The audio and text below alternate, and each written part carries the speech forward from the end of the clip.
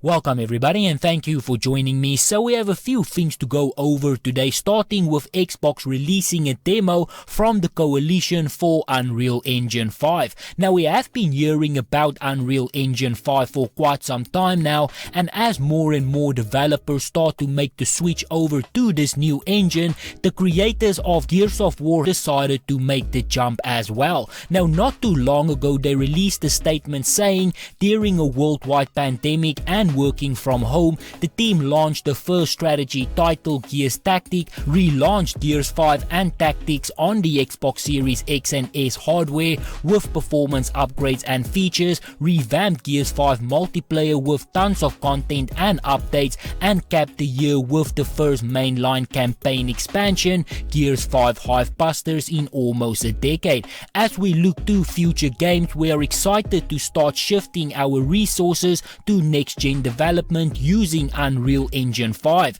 Gears of War has always been on the front of Unreal Engine development, a breakout 720p title for the Xbox 360 through last year's 120 FPS multiplayer update for the Xbox Series X and S, and we are excited to continue the tradition by developing on Unreal Engine 5 for multiple new projects in the coming years. So with this move, I do believe that it is safe to assume that the next Gears of War game will be done on Unreal Engine 5, and I thought that Gears of War 5 was really beautifully done, so I am excited to see what they are going to do with this new engine. The demo that they showed was visually very impressive. They showed real-time lighting and reflection, 100 plus million triangles, and honestly overall everything just looked great. Now if you are like me and you are a fan of the Gears games, you will probably also be really excited to see what the coalition do here next.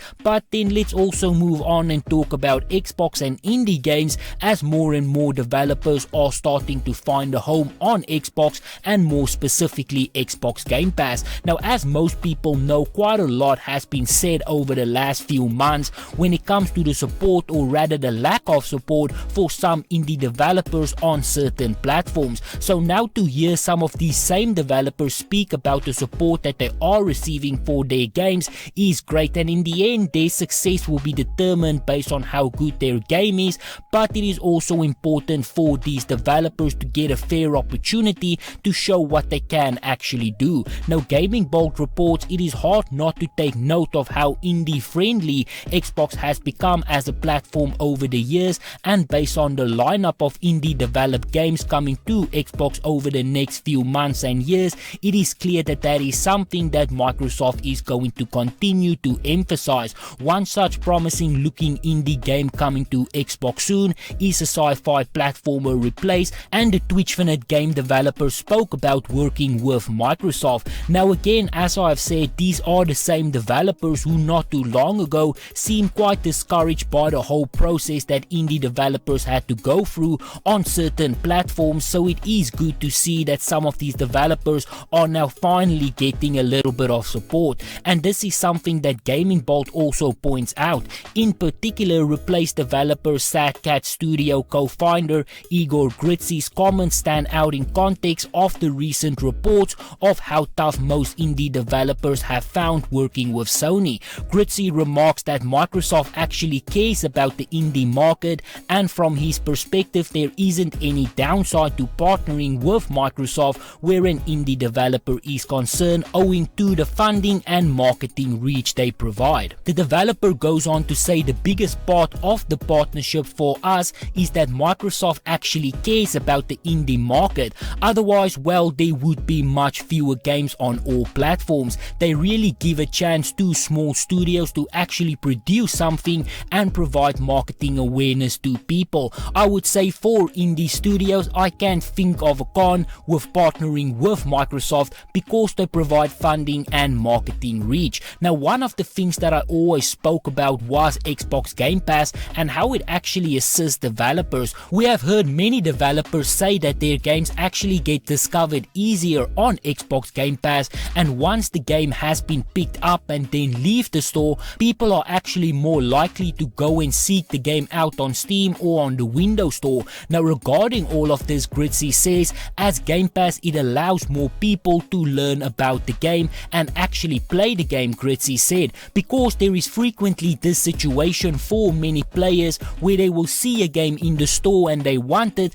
but at the same time it is $50 or $60 or even more, and so you maybe wishlist it and then you usually forget. However, with Xbox Game Pass you can press a button and install. Of course, sometimes the possible con of this is that people might be overflowing with games, and so each games get less attention. Still, equally it is a chance for those games to shine. In other situations they might otherwise be drowned by thousands of other games. Game Pass allows us and other developers to actually deliver our project to people. Also, from what I've heard, Game Pass also boosts sales, but we'll have to see about that. To summarize, it is a win-win situation for us. So overall it seems that indie developers have a very good working relationship with Xbox, and hopefully that can continue as developers play an extremely important and vital part in the gaming ecosystem. But on that note, this is where I'm going to end it. So if you enjoyed this video, be sure to hit that like button.